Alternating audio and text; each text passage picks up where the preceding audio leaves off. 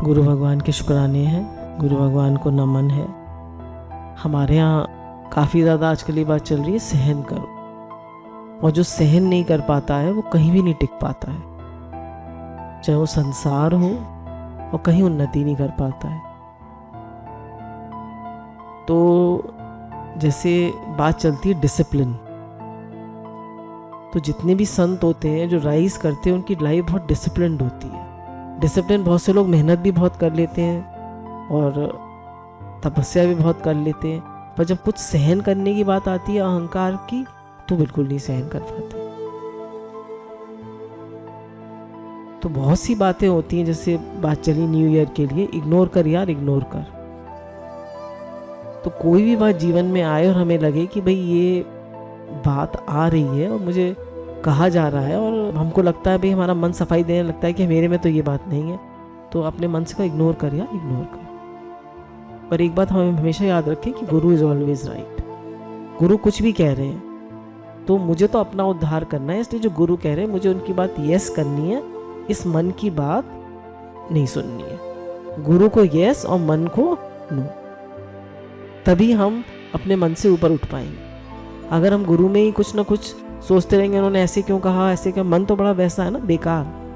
मन तो बेकार है, मन माने अहंकार, अहंकार का ही रूप है। तो मन को इम्पोर्टेंस देते रहेंगे तो वो तो कोई ना कोई दोष निकालता ही रहेगा। कभी कभी किसी में निकालेगा, कभी किसी में निकालेगा, कभी किसी में निकालेगा। तो मन को नो और गुरु को यस, तभी हम राइज कर पाएंगे अपने मन से, तो राइज ही नहीं कर पाएंगे कभी। अब आज का हमारा टॉपिक है धैर्य रखो। जैसे हवा की आंधी आती है, वैसी दुनिया में भावनाओं की आंधी आती है। बयार की ओर पीठ करना चाहिए, सामना नहीं करना चाहिए। धैर्य रखो, सह लो। अब आंधी आती है, बहुत जोर की धूल उड़ रही है, तो क्या करें, उसकी तरफ मुंह कर लें या पीठ कर लें? हम क्या कर लेते, जब कोई कुछ कहता है या कोई बात हो जाती है और हमारे मन को पसंद नहीं आती और हमारा मन चलने लगता है, तो क्या करना चाहिए? उस बात को लेकर और मन चलाना चाहिए या भजन करने लगना चाहिए? भजन में मन नहीं लग रहा, बात भी चल रही है और भजन भी चल रहा है, क्या करना चाहिए? धीरे धीरे भजन उसको डिफीट कर दे। समझ रहे? अब भजन करते रहिए, धीरे धीरे भजन उसको डिफीट कर दे। क्यों? बात ज्यादा पावरफुल है, भजन ज्यादा पावरफुल है? पक्का? किस किस का ये अनुभव है? अच्छा, सबका। अच्छा, तो कोई भी बात मन में आए, मन बकवास कर रहा है, मन बात को रिपीट कर रहा है, मन दूसरे की गलती दिखा रहा है, तो क्या करें? आप भजन करने लगिए। जब आप भजन से उठेंगे 16 माला करके या 10 माला करके, तो आपका मन शांत हो। तो उसकी ओर पीठ करने का मतलब क्या है? कोई भी बात हो जाए तो उसको, उससे अपना ध्यान हटाना आना चाहिए। भगवान ने जैसे कहा, जो काम और क्रोध के वेग को सह जाता है। हमारे मन में कामना का वेग उठता है, और जब कोई बात हमारे मन की नहीं होती तो क्रोध आता है ना, गुस्सा आता है, बात रिपीट होती है। और इधर से देखा है कि मन तो इतना खराब है, इतना बेवकूफ़ है, इतना नालायक है कि छोटी सी बात हो जाएगी उसको रिपीट करने लगेगा। आप भजन में बैठेंगे तो उसको रिपीट करेगा।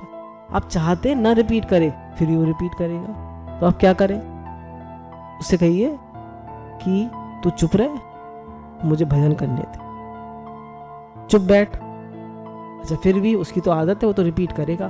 तो क्या करना चाहिए? गुरु ने कहा तुम मन नहीं हो, इग्नोर कर यार, इग्नोर कर दीजिए। तो जब आप भजन करते हैं, जैसे छोटा बच्चा है, आप कुछ काम करें तो और नाच नाच के दिखाता है और शैतानी करता है ना, ऐसे ही ये मन है, ये और शैतानी करता है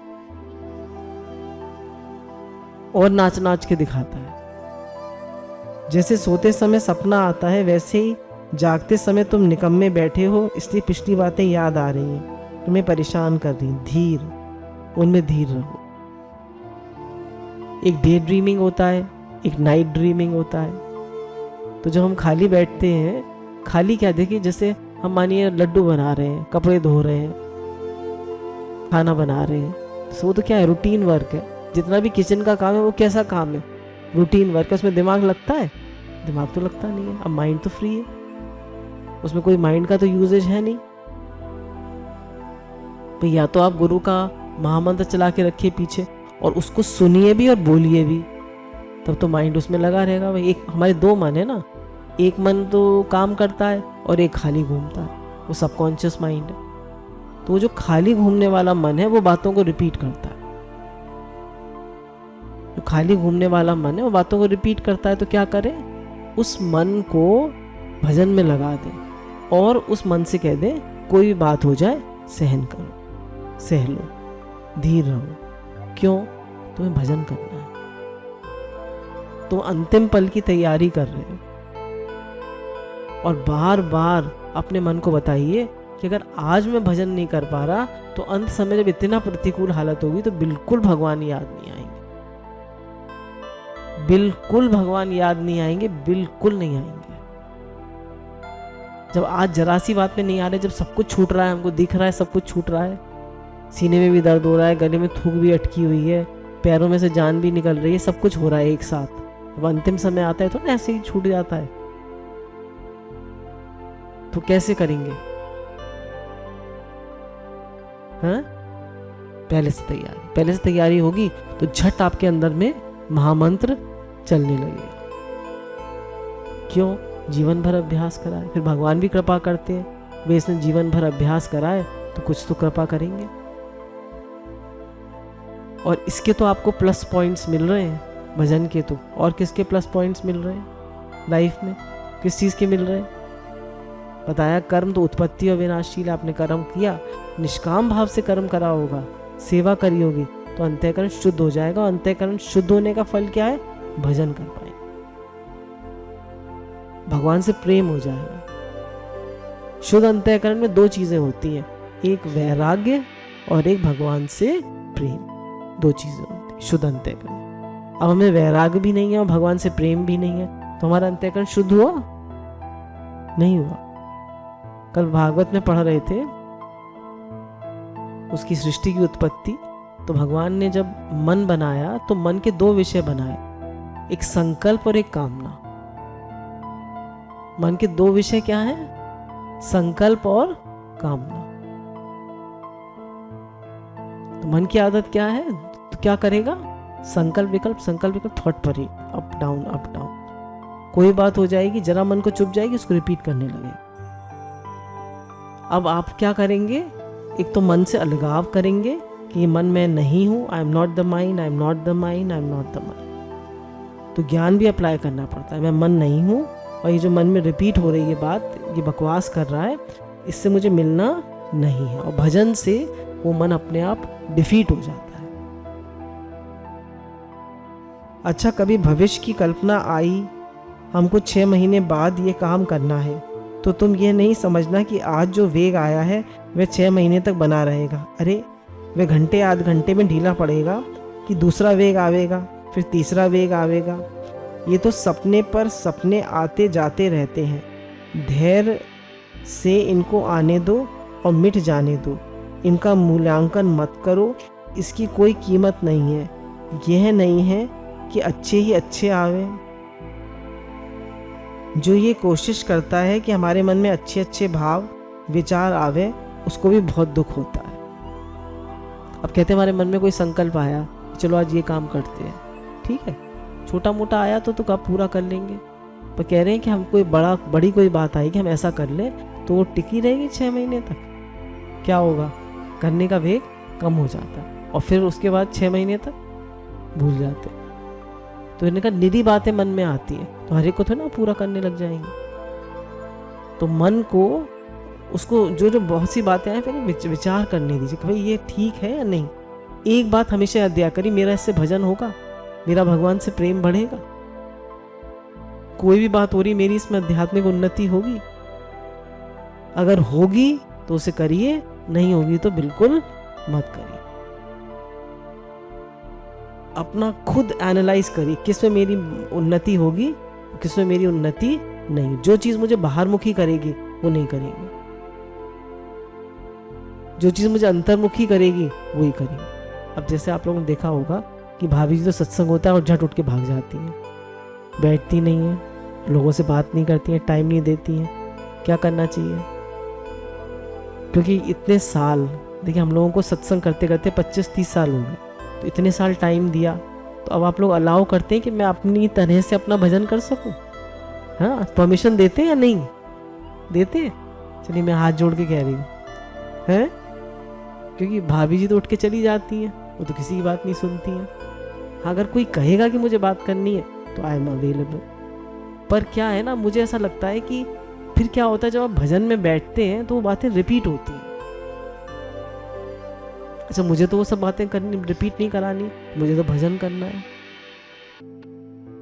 तो मैं क्यों बेकार की बातें सुनूं? अच्छा, आप लोगों को गुरु सब दे रहे हैं, सीडी मिल गई, माला दे दी, सब दे दिया, अब हमें नहीं चाहिए कि हम अपने मन से खुद ऊपर उठें? चाहिए या नहीं चाहिए? तो ये डस्टबिन बनने से फिर वो हमारा मन डस्टबिन हो जाता है। तो हम डस्टबिन, बिल्कुल डस्टबिन क्या है, लोगों की बातें सुने और उसको सॉल्व करें। हम सब लोगों को गुरु ने इतनी शक्ति दी है कि हम अपने मन से ऊपर उठ सकते, दी या नहीं दी है? चलिए बस, तब आप लोग सब बड़े हो गए हो। तो कह रहे हैं कि हमारा जब ये एक आग्रह होता है कि हमारे मन में अच्छे अच्छे भाव आ गए, तो ये भी हमें बहुत दुख देता। क्यों? अब भाई, मन में तो अच्छे भी आवेंगे, बुरे भी आवेंगे, गुस्सा भी आवेगा, कोई कैसा ही भाव आएगा, पर हमें क्या करना चाहिए? इग्नोर कर यार, इग्नोर कर, मिलो मत, ध्यान मत दो। कुत्ते के मन में बात आती है तो हमारा उससे क्या संबंध है? कोई संबंध नहीं। ऐसी इस मन में जितनी भी बात आती है उससे मेरा क्या संबंध है? कोई संबंध नहीं। तो मेरे मन में अच्छी अच्छी बातें आए, ऐसा कोई आग्रह मत रखिए। जैसी भी बात आती है क्या करो, उससे मिलो। गुरु की ज्ञान की पॉइंट लगा दीजिए, गुरु ने हमें सब कुछ दे दिया, कितने शुक्राने गुरु। भक्ति वाले। अब हम लोग क्या होता है, जब हमें अहंकार होता है तो हम अपनी बात को राइट करके उसको इग्नोर नहीं कर पाते हैं। मन को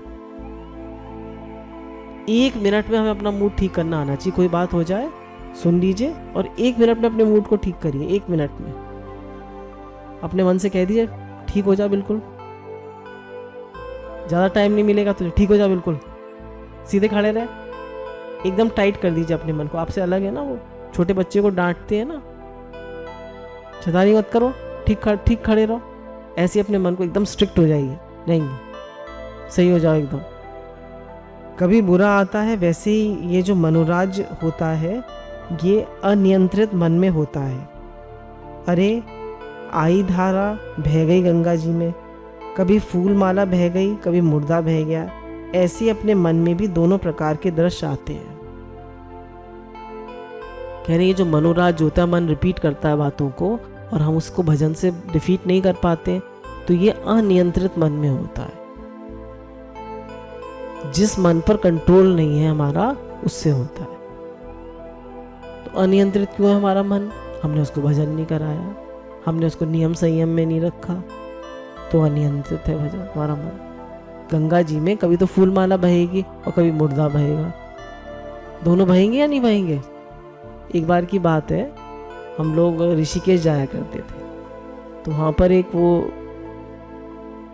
समाधि स्थल, तो वहाँ पर चलो यहाँ बैठकर हम लोग वहाँ पर क्या करते हैं कि जितने भी महात्मा लोग होते हैं उनको जीवित पत्थर बांध के और उनको मतलब सिरा दिया जाता है, जल समाधि लगा दी जाती है। तो ऐसे हम लोग वहाँ बैठे हुए थे, ध्यान कर रहे, तब माला तो होती नहीं थी, तब उस समय की बात है। तो इधर नीचे झांक के देखा तो एक संत का शरीर पड़ा हुआ था। तो वो सीन मुझे अभी भी कभी भी याद आ जाता है। वो पानी में उनको पत्थर बांधा होगा तो भाव नहीं होगा उस समय, उनको समाधि दी होगी, तो वो वहीं ऐसे ही बैठे हुए थे। तो कह रहे कभी तो मुर्दा आ जाता है गंगा जी में और कभी फूल माला आ जाती है। ऐसे ही मन को डरने की कोई बात नहीं है। वो मतलब उनका शरीर था, वो भी एक सीन था। तो कह रहे मतलब वो भी मन में आता है, वो भी एक सीन था, वो भी मन में आ गया और कभी फूल माला भी आ जाती है। जब हम लोग दीप सिराते हैं तो वो भी कितना सुंदर दृश्य होता है, वो भी होता है। दोनों तरह की चीज़ें आती है ना गंगा जी में। तो क्या करेंगे? तो कह रहे हैं ऐसी मन है, एक बहाव है मन, इसमें सब तरह की बातें आती हैं और जाती हैं। तो क्या करना है? इस मन से मिलना नहीं है, इसे लिफ्ट नहीं देनी है। मन को लिफ्ट दोगे तो दुख रूपी गिफ्ट देकर जाएगा। पहले ठाकुर साहब लोग होते थे ना, तो अपने दरवाजे पर पलंग पर बैठे रहते और हुक्का गुड़गुड़ाते रहते। किसी अछूत के घर में ब्याह था तो उसका लड़का घोड़े पर चढ़कर निकला तो पूछा, ये कौन जा रहा है घोड़े पर? कौन जा रहा है घोड़े पर? तो भाई ठाकुर साहब है। पता चला कि अमुक अछूत है तो बोले, पकड़ कर ले आओ। तुम हमारे दरवाजे के सामने घोड़े पर चढ़कर निकलते हो, खाट डालकर बैठे हो, तुम्हें इतनी हिम्मत, हमारे घर के सामने घोड़े पर चढ़कर दरवाजे से निकलते हो। उसकी शादी है भैया, घोड़चढ़ी का प्रोग्राम हो रहा है और सड़क तुम्हारे बाप की है क्या? बताइए, सड़क तुम्हारे बाप की है? अब यहाँ से कोई निकल जाए, जब हम लोग ऊपर छत होते हैं, जब या बालकनी में खड़े होते हैं या कमरे में भी बैठे होते हैं, तो खूब चीखने चिल्लाने की आवाज़ आती है सड़क पे से, अंधेरा रहता है रात को। तब क्या कर सकते हैं? सड़क है, कुछ भी होगा, है ना भाई, सड़क है। तो कह रहे सड़क पे किसको रोक लोगे? ऐसी मन रूपी सड़क पे किस विचार को आने जाने से रोक सकते हो? बताइए, नहीं रोक सकते। तो क्या करें? उससे मिले नहीं, जाने मन मुझसे अलग है, ये शरीर मुझसे अलग है, मन मुझसे अलग है। और दूसरा, मन को बिजी करने का कालक्षेप। भजन क्या है? कालक्षेप। कालक्षेप अपने को पॉजिटिव कार्य में बिजी करने का तरीका, उसको कहते हैं कालक्षेप। क्या कर रहे हो? जैसे हम कहते हैं भाई, कुछ लोग कंप्यूटर गेम खेलते रहते हैं, या टीवी पे वो कौन सा एक होता है, सुडोकू, तो वो खेलते रहते हैं। तो उससे क्या मिलेगा? उससे आपका मन शांत होगा और थोड़ी देर संसार से मन हट जाएगा। बहुत से लोग वीडियो गेम खेलते रहते हैं, वो कंप्यूटर गेम्स खेलते रहते हैं, या उस पर अपने फ़ोन पे गेम खेलते रहते हैं। चलिए, वंस इन अ वाइल आपका मन है यू नीड अ चेंज तो खेल लीजिए, पर मुझे तो ऐसा लगता है सब चीज़ टाइम वेस्ट है। तो ठाकुर जी अब पलंग डालकर बैठे हुए हैं, तो वहाँ से एक अछूत का लड़का घोड़े पर निकल गया। तो पूछा, कौन है ये? तो बोले, ये जमादार का लड़का है, इसकी घुड़चढ़ी है, तो घोड़े पे चढ़कर निकल रहा है। तो ठाकुर जी क्या कहते हैं? पता चला कि अमुक अछूत है तो बोले, पकड़ कर ले आओ। तुम हमारे दरवाजे के सामने घोड़े पर चढ़कर निकलते हो। और जूता लेकर मारने लगे। क्या करने लगे? जूता लेकर मारने लगे। ठाकुर साहब है ना।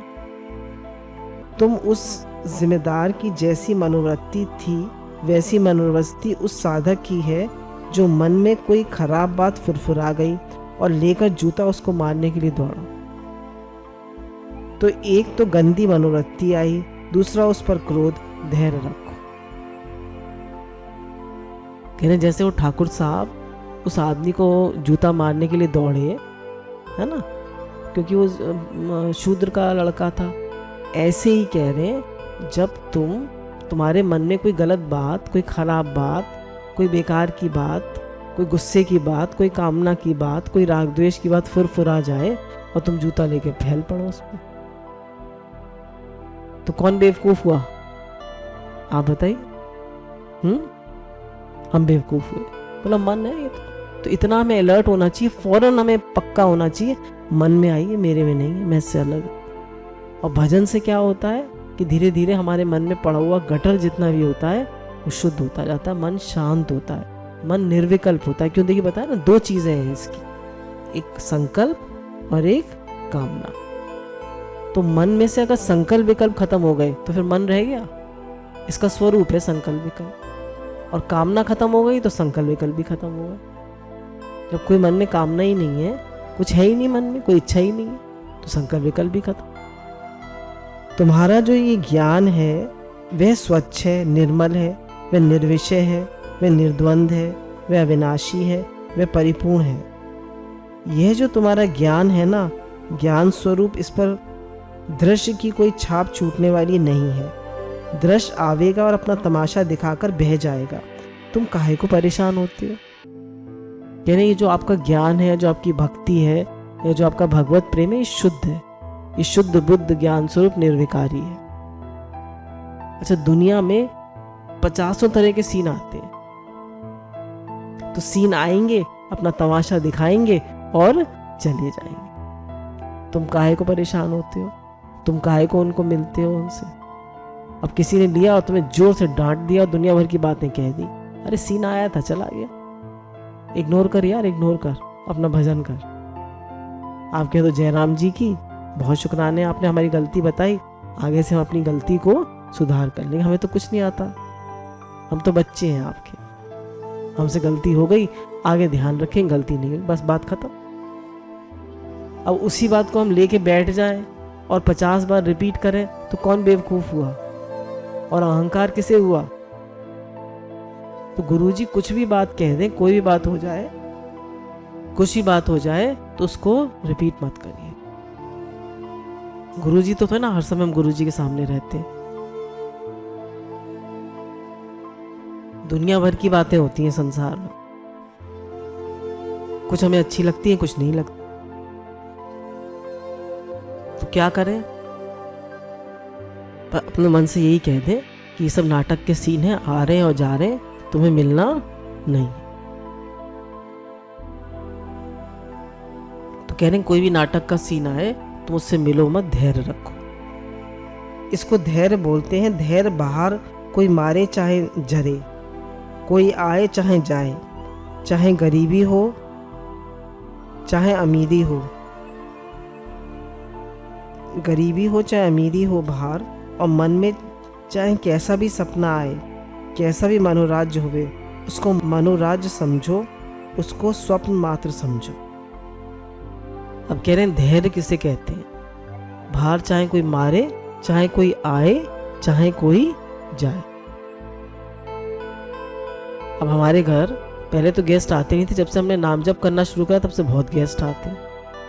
क्या करें बताइए? भगवान टेस्ट कर रहे हैं कि हमें भजन से शौक है या हम उन्हीं के साथ लगे रहते हैं।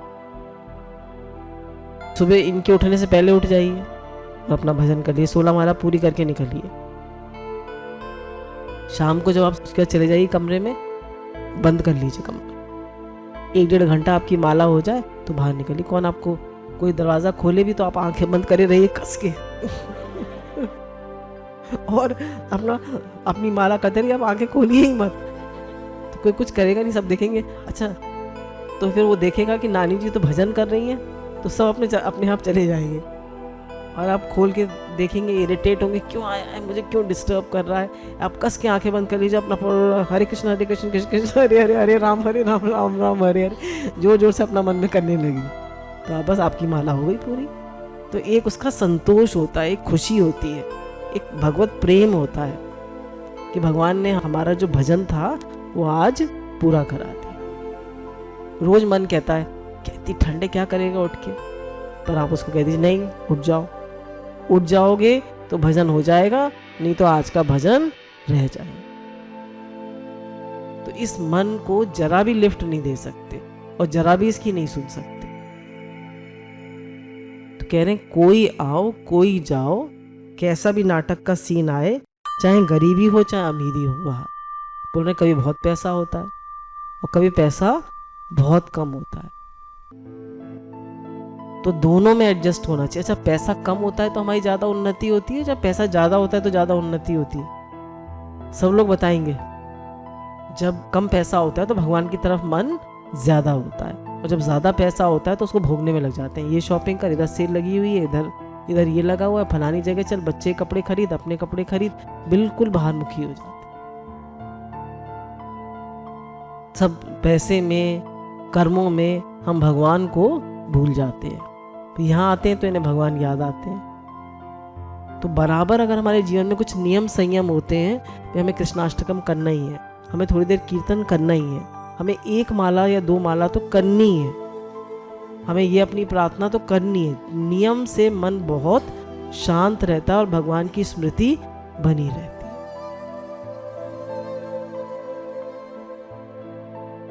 तो कह रहे हैं बाहर चाहे गरीबी हो चाहे अमीरी हो, मन चाहे कैसा भी सपना आए, कैसा भी मनोराज्य हो।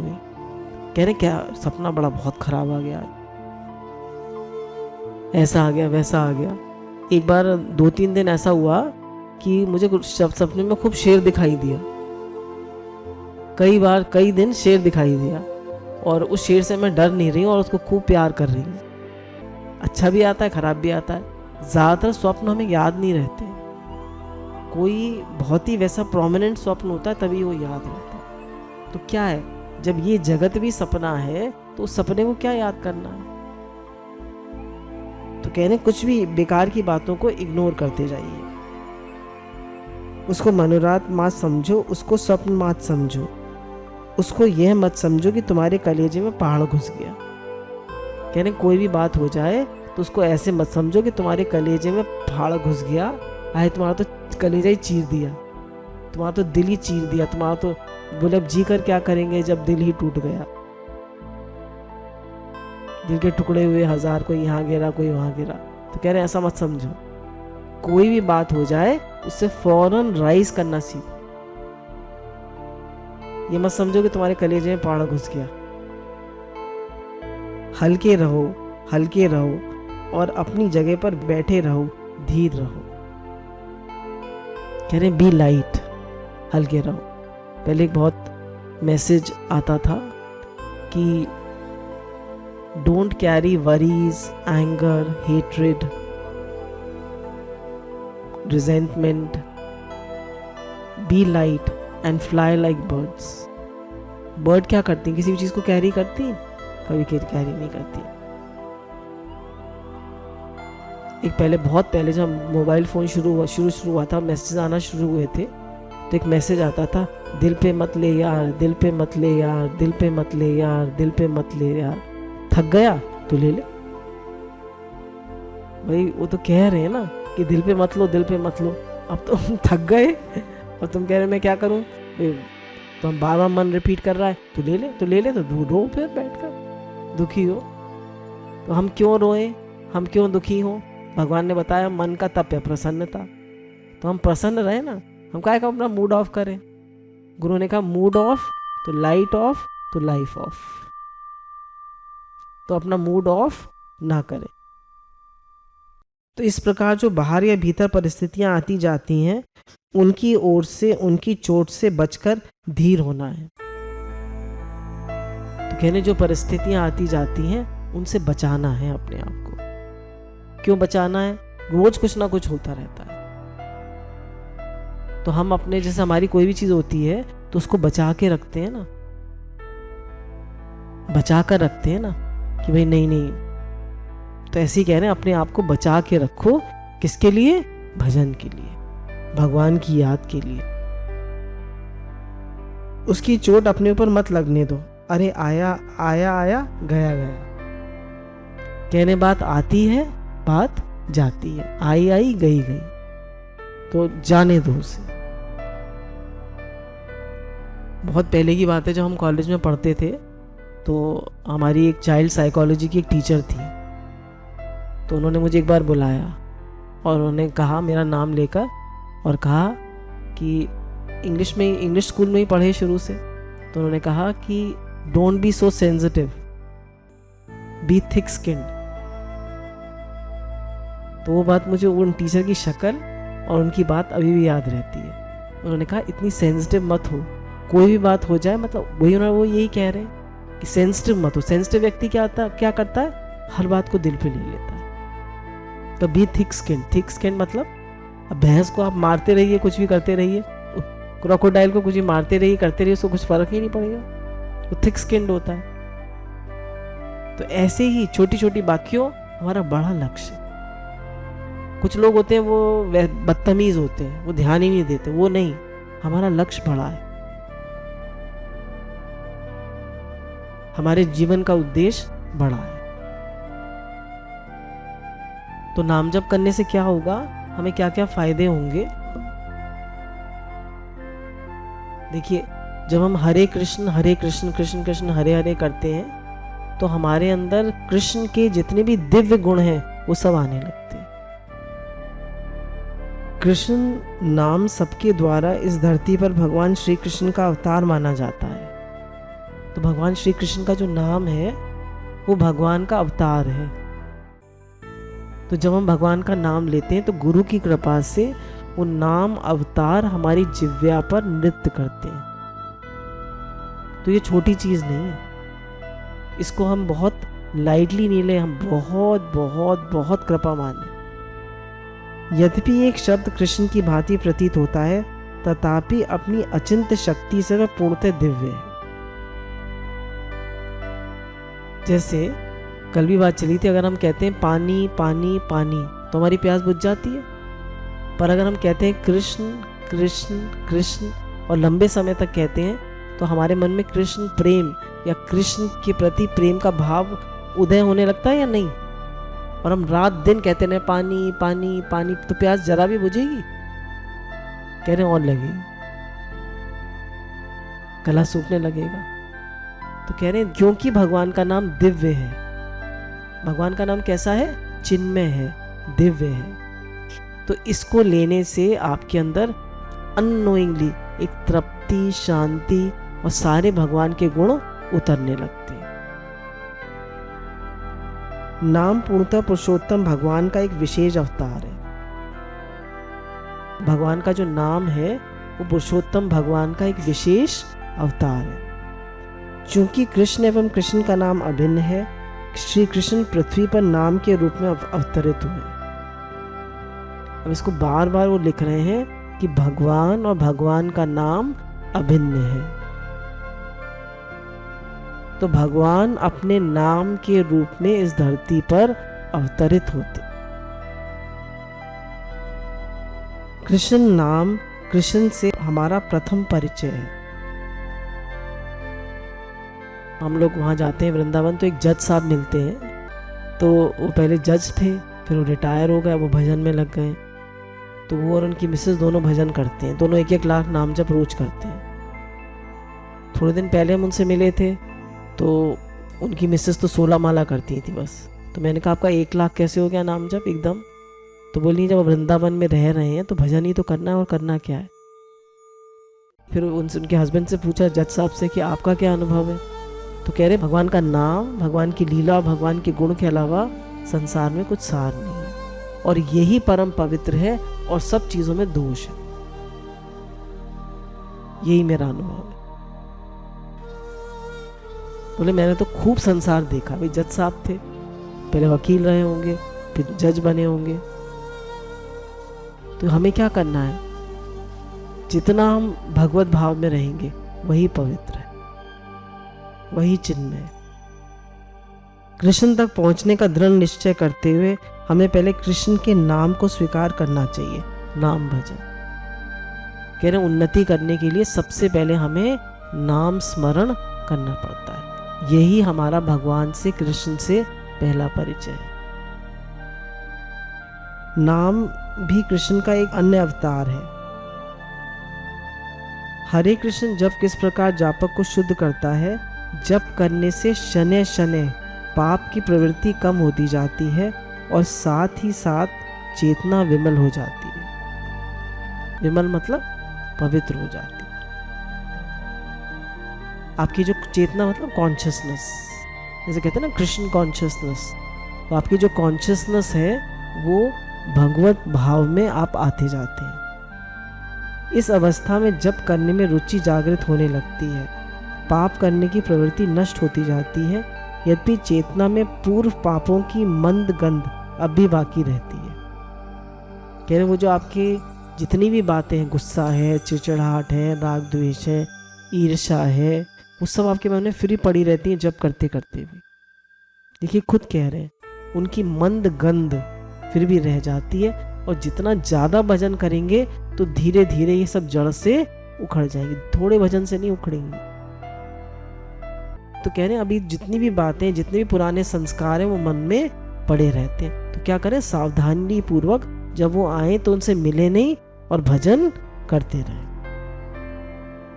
घटते हुए पाप फल पाप में प्रकृति की गंध छोड़ जाते हैं।